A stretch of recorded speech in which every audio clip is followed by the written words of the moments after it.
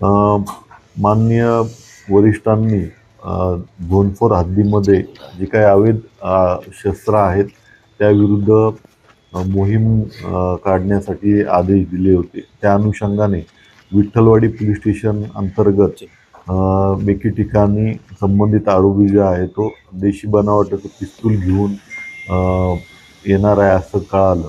Vitthalwadi senior inspector आणि इतर तपास टीमने तिथे जाऊन खात्री केली, सापळा रचला आणि त्यामध्ये तो आरोपी भेटल्यानंतर त्याच्याकडे एक देशी बनावटीचं पिस्तूल आणि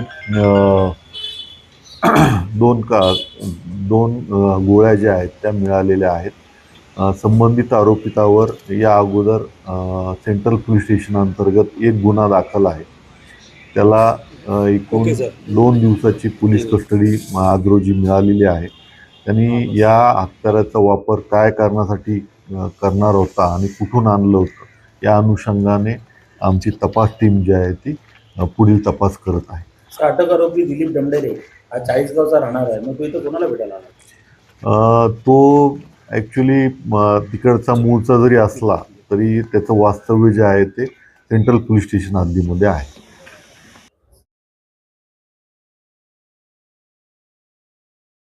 शहर की ताज़ा तरीन खबरें देखने के लिए हमारे YouTube चैनल को सब्सक्राइब करिए। अगर वीडियो अच्छा लगा तो लाइक और शेयर करिए।